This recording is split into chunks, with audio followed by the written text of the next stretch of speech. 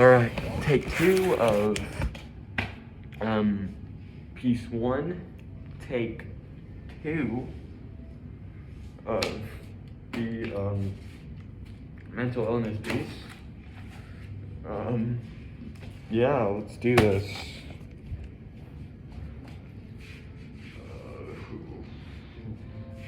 Boy, arms are weak, knees heavy. Okay.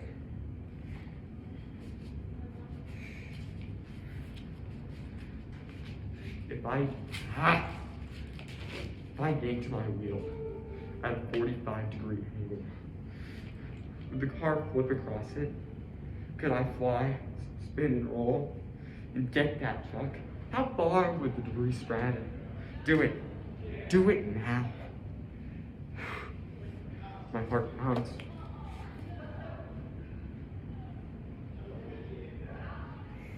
And the wheel is slippery. This sweat dampens my palms. I can't loosen my grip. Knuckles white under my skin. My heartbeat is crashing.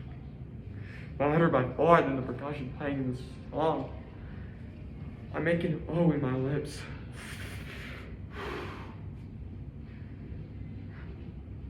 My vision is being petrified by small red circles compromising my vision. The signal's on. I don't remember turning it on. It's in the right direction at least. Right? Not left. I cut off the guy beside me, and he honks. He doesn't know. He doesn't understand. There's a break in the next lane. Then I only have to wait a second for the rightmost lane.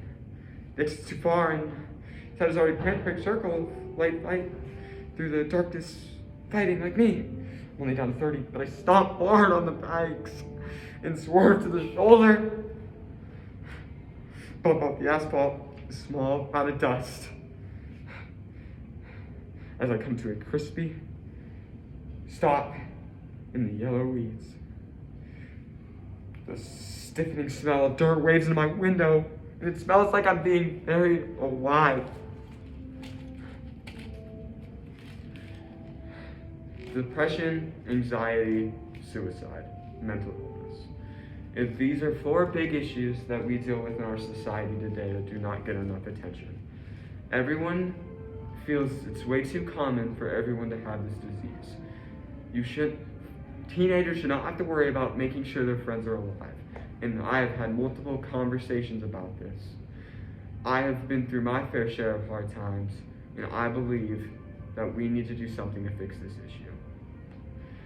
So that's why I will be forming Emphasis on the Sea by Jessica Blackheart. Thank you.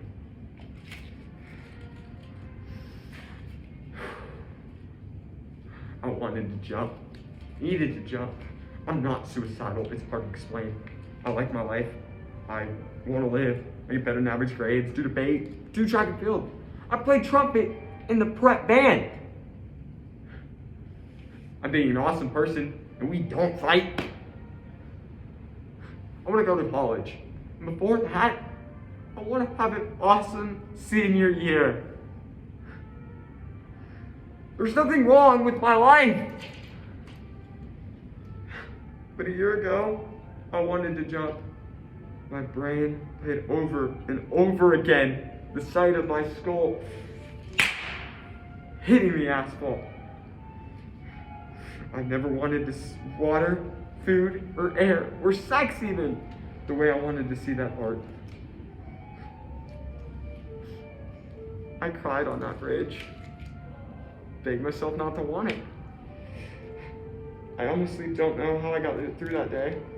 Don't know why I'm alive. When I went home, I was a mess. Luckily, my mom and dad, they listened. Some don't. Many don't. I've learned that. I don't understand. And they did. I don't blame them. I didn't understand either. I told them over and over I didn't want to die. I just wanted to jump over into oncoming traffic. They didn't understand. But who would? It's just crazy. So they took me to a therapist. She was one who helped me with some other episodes, smaller ones that lit up, like Soldier checking the meanest football player in the school and seeing if it hit me and blood would splatter across the wall. Or when I'm hanging on a hike with some friends, seeing a patch of mushrooms and seeing how many I'd have to eat to puke out my own organs. The bridge episode was just big enough to get my attention. The first time the soundtrack got loud enough to drown out my own brain. Meds, she said. Immediately. It's not the answer for everyone. As she pen-scratched her little prescription. But your compulsions are destructive. Let's get them under control first, and then we'll start. Start? I thought meds would be the answer. The cure. The cure! There is no cure. Still, they work for me. They didn't make the compulsions go away. And they certainly didn't change them from making me want to somehow destroy myself. They softened the soundtrack, like turning down the music on our stereo. I needed that. It'll probably always need it. Though Dr. Skipkins says I might rethink that when I'm older. I'm not ready to look that far in the future yet. Certainly not now as I sit on the side of the road. A car honks as it passes, it synchronizes and then desynchronizes. Looks like a small cloud of dust that grows bigger and slaps you in the face before the guy drives away. Stupid driver. Who honks on someone at the side of the road? He's probably an asshole. I should go back to my car and chase him down. Safe, safe, safe. I whisper it this time in my head. The urge wasn't a true compulsion. It's my brain being sneaky, trying to get me back on the road so it can hit me with a 1, 2, 3, 4 uppercut. Oh. Safe, safe, safe. I continue whisper chanting. It's a coping mechanism that works for me. We've tried a lot of things. We is me and Dr. Skipkins. An army of two. Even when we find something that works, we keep trying. Coping mechanisms or any mental illness are very personal, she said when I complained. What works for you won't work for someone else and vice versa. And sadly, what works today might not work tomorrow, she said. So we try lots of things. Stalking an arsenal, she calls it. Weapons for a fight. Because for me at least, this is a life or death fight.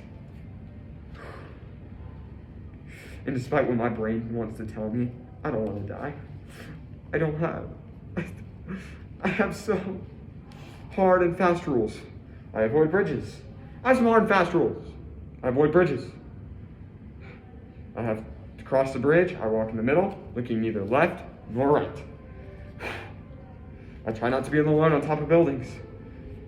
No, I didn't drive for 6 months after the incident. And roller coasters are never a good idea for me, even though you're strapped in like a spaghetti noodle.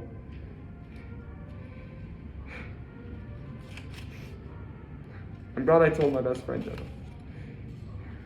It gives my brain a better chance. A deeper tie hold, like an alcoholic avoiding bars. I avoid places that are danger. To know normal things people thinks of dangerous.